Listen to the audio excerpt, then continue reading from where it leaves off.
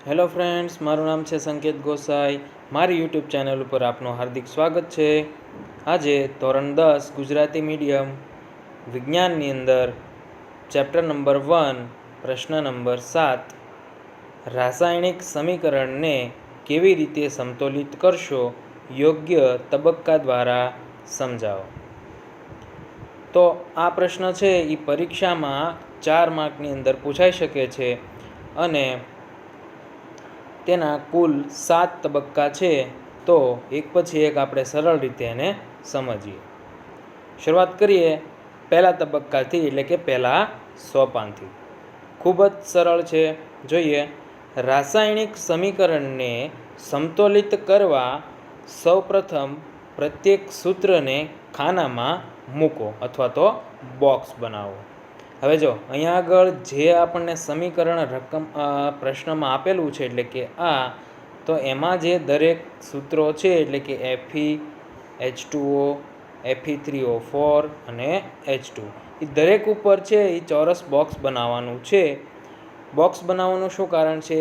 Box બનાવવાનું એ કારણ છે કે હવે એની અંદર, એટલે કે આ બોક્સ બનાવ્યા બાદ એની અંદર કોઈ પણ પ્રકારનો ફેરફાર કરવામાં આવશે નહીં. એના પછી આગળ જોઈએ સોપાન નંબર 2. સોપાન નંબર 2 ની અંદર જોઈએ તો અસમતોલિત સમીકરણ, એટલે કે જો ઉપરનું જે સમીકરણ આપણને મળ્યું છે આ એ કેવું છે? અસમતોલિત. હવે અસમતોલિત સમીકરણ છે એ આપણને ખ્યાલ છે કોને કહેવાય. જો તમને ખ્યાલ ન હોય તો આના પહેલાંના વિડીયો છે એ તમારે જોઈ લેવા. જોઈએ, જો આ સાઈડ પ્રક્રિયકો બાજુ Fe કેટલા છે? 1 છે, પણ નિપજ બાજુ Fe કેટલા છે? 3. માટે આ સમીકરણ કેવું છે? અસમતોલિત. જોઈએ તો અસમતોલિત સમીકરણ 1.1માં, એટલે કે ઉપરનું સમીકરણમાં આપેલ તત્વના પરમાણુની સંખ્યાની ગણતરી કરો. હવે આની અંદર જો સૂત્રની અંદર કેટલા પરમાણુ છે? આ એક Fe, આ એક H2 અને એક છે O. આ સાઈડ પણ Fe, ઓક્સિજન અને હાઇડ્રોજન. તો સરળ રીતે સમજીએ. તેના માટે કોષ્ટકમાં આપેલા છે કે Fe, H2 અને O. આમાં જો બંને સાઈડ થશે, એટલે કે આ ભાગ છે એને આપણે ગણીશું પ્રક્રિયકો, અથવા તો એને શોર્ટમાં કહીશું LHS, એટલે કે લેફ્ટ હેન્ડ સાઈડ. અને આ સાઈડના છે એને આપણે નિપજ તરીકે ગણીએ, એને આપણે કહીશું RHS, એટલે કે રાઈટ હેન્ડ સાઈડ. ગણતરી કરીએ સૌ પ્રથમ Fe માટે, તો કે પ્રક્રિયકો બાજુ Fe કેટલા છે? માત્ર એક જ છે. નિપજ બાજુ કેટલા છે Fe? આ સાઈડ કેટલા છે Fe? 3, એટલે એને લખીએ કોષ્ટકની અંદર 3.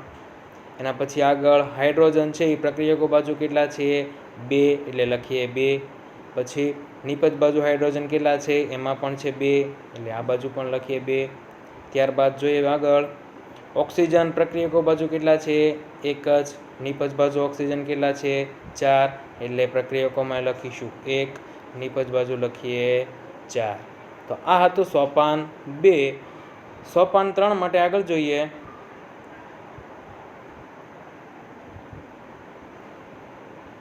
સોપાન 3 વધુ પરમાણુ ધરાવતું સંયોજન, એટલે કે આપણા જે આ સૂત્રની અંદર, એટલે કે આપણને જે સમીકરણ નંબર 1.1 મળે છે એની અંદર વધુ પરમાણુ ધરાવતું સંયોજન કયું છે?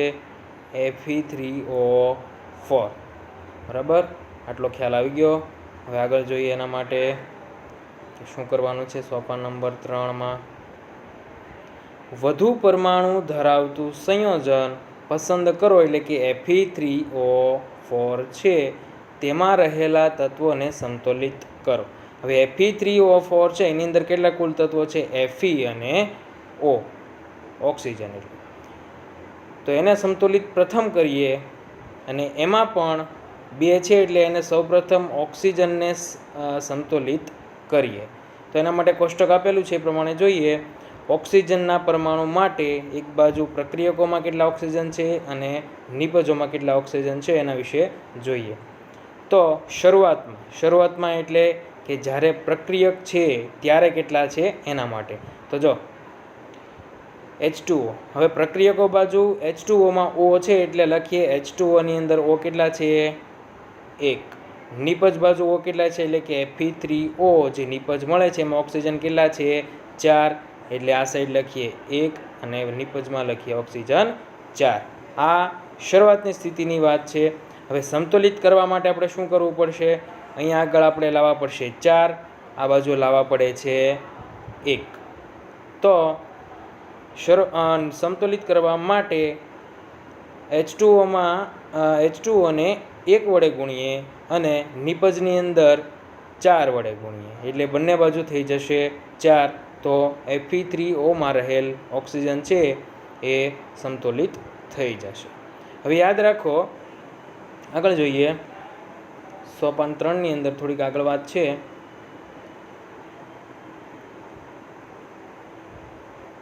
કે જેમ કે ઓક્સિજન પરમાણુને સંતુલિત કરવા માટે H2O ની આગળ 4 લખાય છે, પરંતુ ઘણા એવી રીતે પણ લખી શકીએ કે ઓક્સિજન 4 છે તો આપણે ખાલી H2O છે એમાં 4 કરી નાખીએ તો ન ચાલે. તો એવું ચાલે નહીં. હંમેશા લખવા ક્યાં પડે છે? જેને સંતુલિત કરો એને લખવાના તત્વની હંમેશા આગળ. હવે આપણે જે ઓક્સિજનને સંતુલિત કર્યા બાદ આપણું જે સમીકરણ 1.1 છે એ કંઈક આ રીતે દેખાશે. જોઈએ શું સંતુલિત કર્યું. તો આપણે ઓક્સિજન પ્રક્રિયક બાજુ કેટલા વડે ગુણાવ્યા હતા? 4 વડે. એટલે લખીએ Fe + 4H2O. તીરની નિશાની દર્શાવે છે નિપજ આ તરફ છે એટલે કે Fe3O માં 4 તો છે જ એટલે એને 1 વડે ગુણવાનું થતું નથી. હવે આ સમીકરણ છે એને આપણે નામ આપી દઈએ 1.2 અને એ આંશિક રીતે સમીકરણ છે એ સમતોલિત છે. હવે આગળનું સોપાન જોઈએ. સોપાન નંબર 4.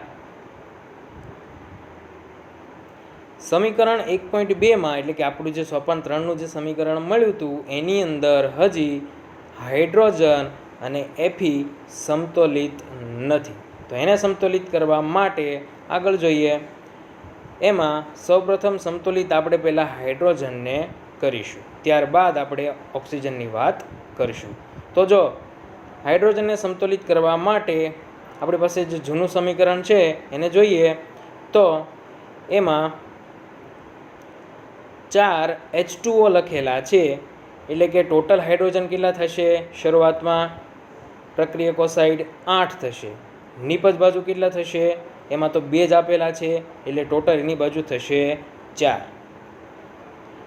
તો સમીકરણને સમતોલિત કરવા માટે આપણે 8 છે એને આપણે ગણવું પડશે 1 સાથે અને અહીંયા આગળ 4 હાઇડ્રોજન છે તો 4 હાઇડ્રોજનને વધારે 8 હાઇડ્રોજન કરવા માટે એને ગણવું પડશે આપણે 2 સાથે. આ રીતે ગુણતા આપણને જે સમીકરણ મળે છે એ નીચે દર્શાવેલું છે. Fe પ્લસ આ સાઈડ કોઈ ફેરફાર કરવામાં આવ્યો નથી. આ સાઈડ ફેરફાર થયો છે એટલે ટોટલ હાઇડ્રોજન થયા છે 8.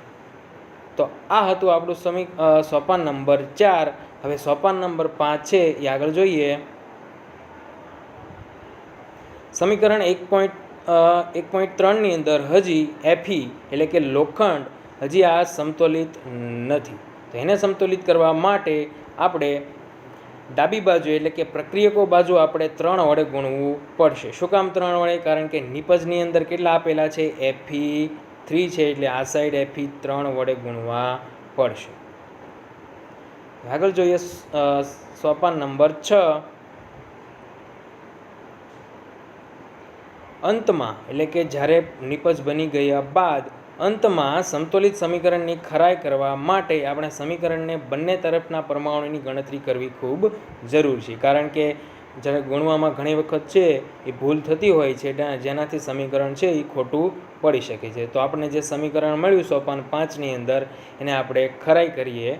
જોઈએ પ્રક્રિયક બાજુ Fe છે 3, નિપજ બાજુ Fe કેટલા છે? 3. ચાલો Fe તો સમતોલિત જ છે. હવે આગળ જોઈએ હાઇડ્રોજન કેટલા છે પ્રક્રિયક બાજુ? 4 દુને 8. આ બાજુ પણ કેટલા છે? 8. હાઇડ્રોજન પણ સમતોલિત છે. આ બાજુ કેટલા છે? ઓક્સિજન 4. આ સાઈડ ઓક્સિજન કેટલા છે? 4. તો આપણે જે સમીકરણ સમતોલિત કર્યું એની અંદરના બધા પરમાણુઓ છે એ બંને બાજુ સમતોલિત છે અને આ પદ્ધતિને હિટ એન્ડ ટ્રાયલ વિધિ પણ કહેવામાં આવે છે. હવે જો સમીકરણને સંતુલિત કરવા માટે 1 થી 6 સોપાન હતા પરફેક્ટ, પણ ઘણી વખત છે એ રાસાયણિક સમીકરણની અંદર એમાં એવી પરિસ્થિતિ પણ આવતી હોય છે કે એનું તાપમાન, દબાણ અથવા તો કોઈ એની અવસ્થા કઈ છે એ પણ આપણે ઘણી વખત લખવું પડે છે.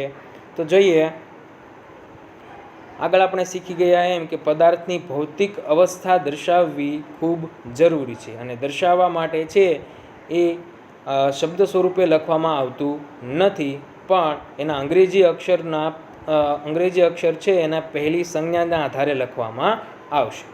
જેમ કે વાયુ માટે ગેસ, પ્રવાહી માટે લિક્વિડ, લિક્વિડ ઉપરથી એલ, અને જો ઘન સંયોજન હોય તો એના માટે એસ એટલે કે સોલિડ, અને જો કોઈ દ્રાવણ બનેલું હોય તો એના માટે વપરાશે એક્યુ, જેનું પૂરું નામ છે એક્વિયસ.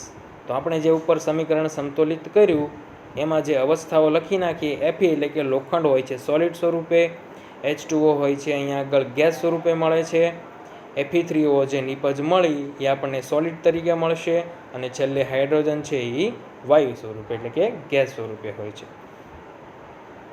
હવે આના સિવાય પણ સમીકરણની અંદર છે એ પરિસ્થિતિઓ જોવા મળે છે, જેમ કે તાપમાન, એટલે કે અમુક ચોક્કસ તાપમાને જ અમુક પ્રક્રિયાઓ છે એ થતી હોય છે, એટલે તાપમાન દર્શાવવું ખૂબ જરૂરી છે.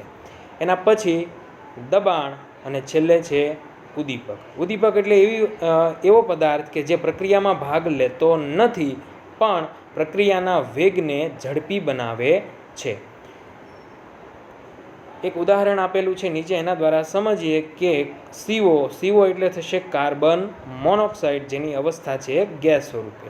એની પ્રક્રિયા હાઇડ્રોજન વાયુ સાથે અહીંયા આગળ કન્ડિશન એટલે કે પરિસ્થિતિ આપેલી છે 340 વાતાવરણ દબાણે. જો પ્રક્રિયા કરવામાં આવે તો આપણને મિથેનોલ મળે છે. અહીંયા આગળ પરિસ્થિતિ કઈ આવી? વાતાવરણ દબાણ કેટલું છે? 340 વાતાવરણ. આગળ જોઈએ, એક બીજું ઉદાહરણ આપેલું છે, એના દ્વારા સમજીએ કે કાર્બન ડાયોક્સાઇડ વાયુની પ્રક્રિયા H2Oની સાથે કરવામાં આવે. કોની હાજરીમાં? સૂર્યપ્રકાશની હાજરીમાં. કોની મદદથી? ક્લોરોફિલની મદદથી. અહીંયા આગળ ક્લોરોફિલ છે એ ઉદ્દીપક તરીકે કાર્ય કરશે. પ્રક્રિયાની અંદર ક્યાંય ભાગ લેશે નહીં, પણ પ્રક્રિયાના વેગને નિપજની દિશામાં અને એનો વેગ ઝડપી બનાવશે. તો કાર્બન ડાયોક્સાઇડ અને H2Oની વચ્ચે પ્રક્રિયા થઈ નિપજ આપણને ગ્લુકોઝ, ઓક્સિજન વાયુ અને H2O મળે છે. તો આ હતો પ્રશ્ન નંબર 7. ખૂબ જ અગત્યનો પ્રશ્ન છે અને 4 માર્કની અંદર પણ ખૂબ મહત્ત્વનો છે. એના પછી આગળનો પ્રશ્ન જોઈએ, સંયોગીકરણ પ્રક્રિયા, પ્રશ્ન નંબર 9. હવે જો પહેલાં આપણે નામ સમજી લઈએ, નામ ઉપરથી જ આખું પ્રશ્ન છે આપણને સમજાય. સંયોગીકરણ એટલે કે સંયોગ એટલે થશે સંયોજન બનાવવું, કે બે તત્વોને ભેગા કરીને એક સંયોજન બનાવો, અને આ સંયોજન બનાવવાની જે પદ્ધતિ છે તેને કહેવાશે સંયોગીકરણ પદ્ધતિ. ઉદાહરણ દ્વારા સમજીએ કે એક પ્રક્રિયામાં 2 કે તેથી વધુ પ્રક્રિયકો વચ્ચે પ્રક્રિયા થઈ નિપજ બનતી હોય તો આવી રાસાયણિક પ્રક્રિયાને શું કહેવામાં આવે છે? સંયોગીકરણ પ્રક્રિયા અથવા તો કોમ્બિનેશન રિએક્શન. ઉદાહરણ દ્વારા સમજીએ કે કેલ્શિયમ ઓક્સાઇડ, એનું સામાન્ય નામ છે કળીચૂનો અથવા તો ક્વિક લાઇમ પણ એને કહેવામાં આવે છે. જો એની પ્રક્રિયા પાણી સાથે કરવામાં આવશે તો આપણને નિપજ તરીકે શું મળે છે? કેલ્શિયમ હાઇડ્રોક્સાઇડ, જેનું સામાન્ય નામ છે લાઇમ વોટર, ફોડેલો ચૂનો અથવા તો ચૂનાનું નીતર્યું પાણી. 1 માર્કની અંદર આ પ્રશ્ન ગઈ બોર્ડની પરીક્ષાની અંદર પૂછાઈ ગયેલો હતો કે કેલ્શિયમ હાઇડ્રોક્સાઇડનો ઉપયોગ જણાવો, તેનું સામાન્ય નામ લખી તેનું રાસાયણિક સૂત્ર લખો. વધુમાં આની અંદર ઉષ્મા પણ મુક્ત થાય છે. તમે ચિત્રની અંદર જોઈ શકો છો કે આપણે જે ઘરે દિવાલને રંગ કરવા માટે જે ચૂનો બનાવીએ છીએ એની પદ્ધતિ કંઈક આ રીતે હોય છે, અને એમાંથી પરપોટા નીકળે છે જે ઉષ્મા દર્શાવે છે એમ ઉત્પન્ન થઈ ગઈ છે. જોઈએ આગળ ઉપરોક્ત પ્રક્રિયામાં પ્રક્રિયકો એટલે કે કેલ્શિયમ ઓક્સાઇડ અને આ છે પાણી, એમની બેની વચ્ચે પ્રક્રિયા થઈ અહીંયા આગળ નિપજ તરીકે આપણને મળે છે કેલ્શિયમ હાઇડ્રોક્સાઇડ. તો આ હતી પ્રક્રિયા સંયોગીકરણ. હવે જો વિડીયો તમને ગમ્યો હોય તો લાઈક, તમારા ફ્રેન્ડ સાથે શેર અને મારી ચેનલને સબસ્ક્રાઈબ કરવાનું નહીં ભૂલતા, કારણ કે હું આવા વિડીયો મૂકતો હોઉં છું એટલા માટે મારી ચેનલને સબસ્ક્રાઈબ કરો. જય હિન્દ.